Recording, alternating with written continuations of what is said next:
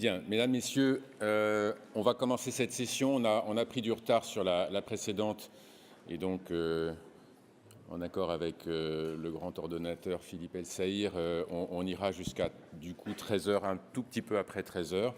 On essaiera de tenir le temps, l'horloge. Donc, merci à ceux qui ont préparé cette session avec moi, donc Laure Elkrief et d'autres des conférences CHU. On a voulu un sujet, alors c'est plusieurs sujets en fait, là on se projette sur le CHU, quelle médecine pour demain, donc on a parlé de science-fiction, un des orateurs hier a parlé de science-fiction, donc je ne sais pas si c'est de la science-fiction, je pense qu'on est déjà beaucoup dans le réel, dans ce qu'on fait aujourd'hui, mais on a voulu peut-être faire un pas de côté sur à la fois l'intelligence artificielle et interroger les enjeux, et avoir un regard un peu peut-être un peu critique sur l'IA qui apporte beaucoup mais qui a aussi des enjeux et vous verrez, je n'introduirai pas plus les orateurs, c'est les modératrices qui le feront, sur l'innovation. Donc l'innovation c'est un mot un peu un mot magique, un sacré, et donc on aura aussi là un regard sur le coût de l'innovation, parce que voilà, l'innovation ça a aussi un coût, je pense que c'est intéressant d'avoir réfléchir un peu à cet aspect des choses.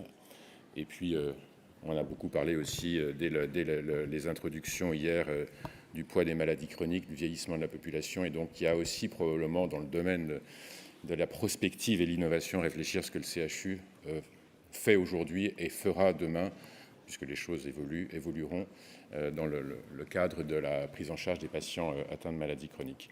Donc, merci aux deux modératrices. Isabelle Sarnaki, Sabine Sarnaki. Alors, je ne sais pas pourquoi Isabelle, parce que Sabine, je la connais depuis, je travaille avec Sabine depuis 35 ans. Et Sabine, donc, travaille avec moi à l'hôpital Necker, chirurgienne pédiatre et surtout doyenne de la faculté Paris-Santé, l'UFR de médecine Paris-Cité. Et Delphine Carbonel, qui est doyenne de la faculté de pharmacie du CHU de Nantes. Donc merci à vous deux de modérer. Je vous laisse la parole dès maintenant.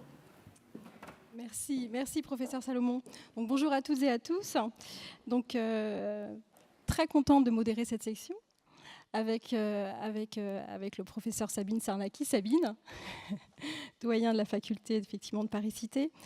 Donc en guise d'introduction, avant d'entendre nos intervenants, déjà un petit point, je dirais qu'après les sessions prospectives de la journée d'hier, donc on continue cette matinée qui présente plus les réalisations des CHU face aux différents défis à venir. Alors effectivement, les CHU sont les lieux où s'articule le soin, la recherche, la formation.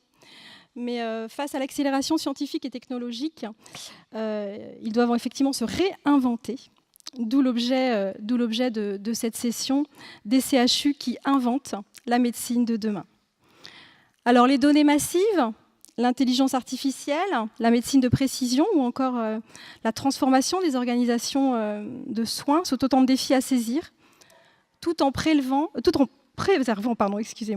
nos valeurs humanistes et éthiques. Alors on parle de santé pendant ces assises, cela va de soi. Mais je pense que nous pouvons avoir la certitude que ces accélérations scientifiques et technologiques vont totalement bouleverser notre quotidien, presque le quotidien de la ménagère, et effectivement bouleverser vraiment notre vie quotidienne à l'horizon 2040. Alors plus spécifiquement, revenons à cette session qui vise à montrer comment ces innovations se concrétisent déjà dans nos établissements de soins, mais aussi à interroger les conditions de leur mise en œuvre. Donc on va explorer cela pendant cette session avec 4 intervenants de tout premier plan. Oui, alors bonjour à toutes et à tous. J'ai le plaisir donc de pouvoir introduire le professeur Grégoire Boulouis, qui est neuroradiologue surtout, je dirais, interventionnel avec au CHU de Tours et qui est surtout vice-président de la Société française de neuroradiologie et qui va nous parler donc des données massives, on va dire dans la médecine de précision au sens large.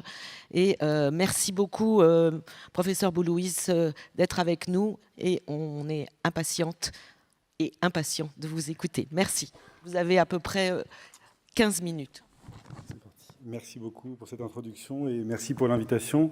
Donc, on va parler aujourd'hui des big data pour la médecine de précision, opportunités et défis. Alors, on a pu se coordonner avec une forme d'intelligence naturelle avec les autres orateurs. Et donc, je parlerai, moi, des conditions de la création de la donnée.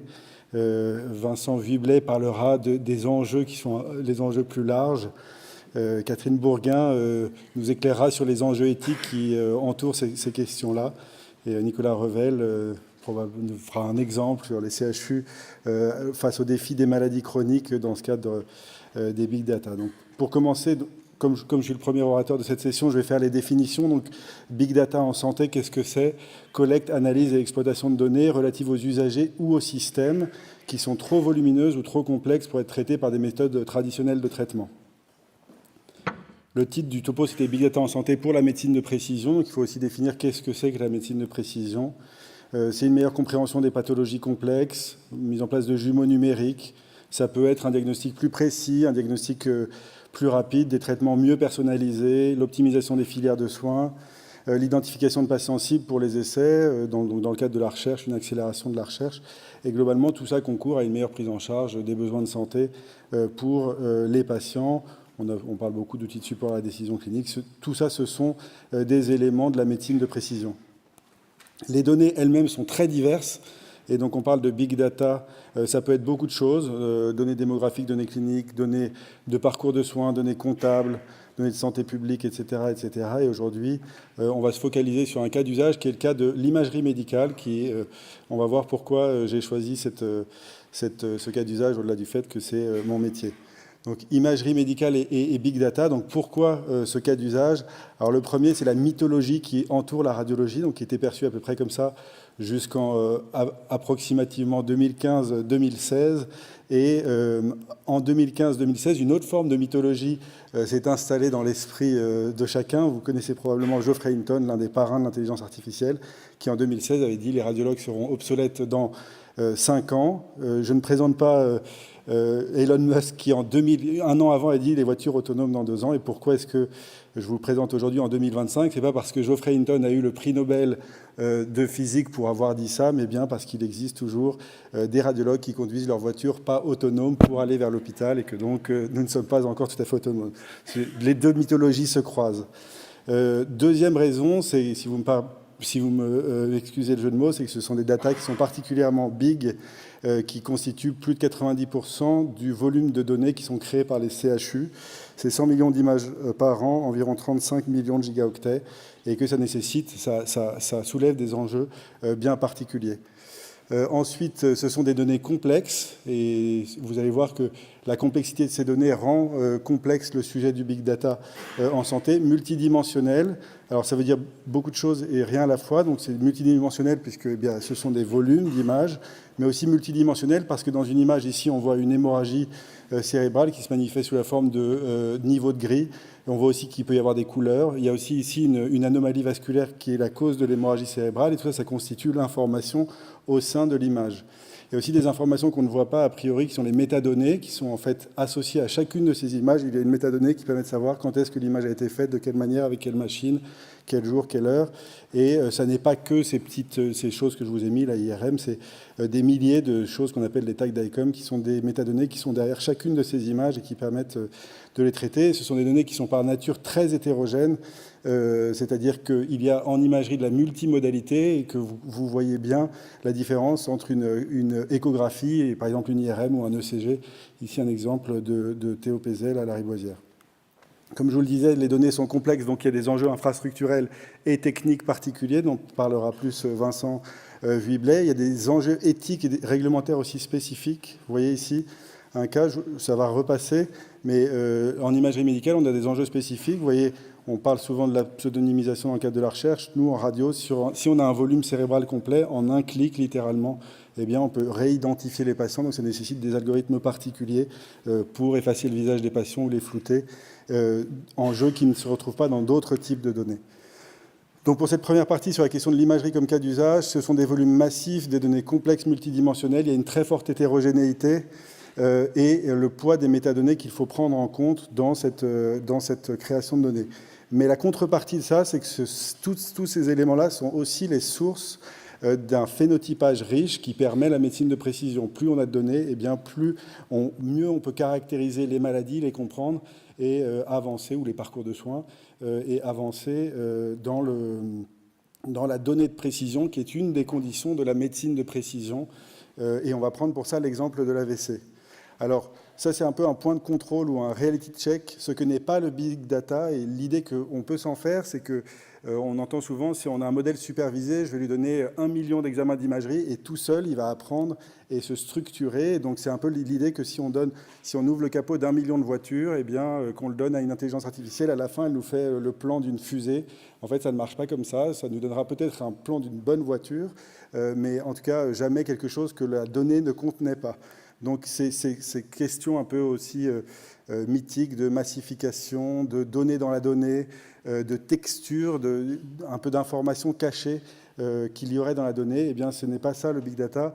À la fin, l'algorithme est aussi bon que la qualité des données, et la qualité des données se fait à travers l'expertise académique, vous me voyez venir, à travers les CHU. Alors l'exemple de l'accident vasculaire cérébral, parce que c'est une pathologie qui a un coût socio-économique majeur, c'est la première cause de handicap physique acquis de l'adulte, première cause de décès chez la femme, et par ailleurs, son incidence augmente avec le vieillissement de la population, et c'est un sujet particulièrement d'actualité avec la modification récente du parcours patient de la Haute Autorité de Santé et un rapport tout à fait fantastique de la Cour des comptes à ce sujet.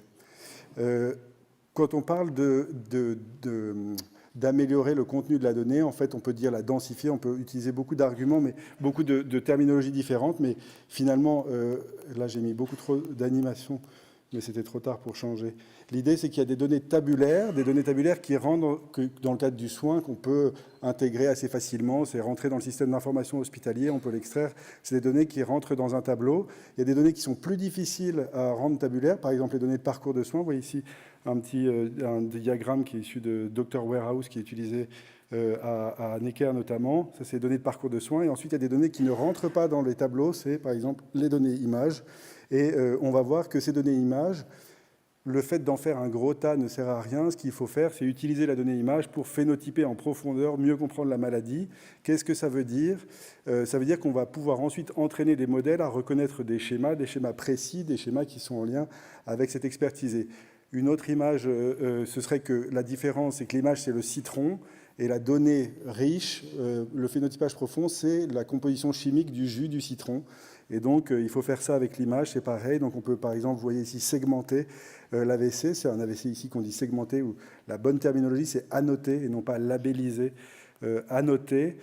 Et à partir de ces annotations, dans le volume, on peut extraire tout un tas de choses, le signal, le volume précis, la régularité des bords, etc. etc. Et vous voyez que c'est un contenu enrichi. Dans le cadre de l'AVC, on peut faire beaucoup d'autres types de mesures. Je vous en mets quelques-unes ici. Ici, c'est un AVC sylvien droit volumineux. Il y a déjà des remaniements hémorragiques. Ça touche l'artère cérébrale moyenne. Il y a un caillot en M1. C'est différent d'avoir ces données en texte ou en tabulaire dans un tableau que d'avoir les images annotées correctement qui contiennent l'information brute. Et cette donnée annotée peut ensuite être intégrée ou enfin réintégrée dans le pool de données qui peut être biologique, tabulaire.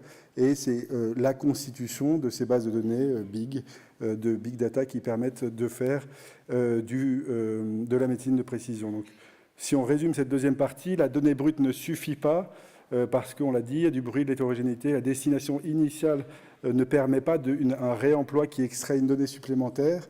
Pour créer ce contenu enrichi, il faut une expertise académique, une infrastructure pour densifier le contenu. Et ce sera le thème de la troisième partie. Et avec tout ça, on peut faire de la donnée de précision. Et cette donnée enrichie, c'est le vecteur principal de l'innovation, dans le cadre du big data, bien sûr. Et ça nécessite des écosystèmes intégrés, soins et recherche, parce que ce sont les deux écosystèmes qui produisent cette donnée enrichie au quotidien et au contact des patients. Et donc, on arrive à la dernière partie, et puis qui fera la transition entre cette présentation et celle de Vincent Wubler, le défi de l'innovation à l'ère du big data. Donc, on a dit on a des ensembles complexes de données. Vous l'avez vu ici dans le cadre d'un patient qui est victime d'un AVC.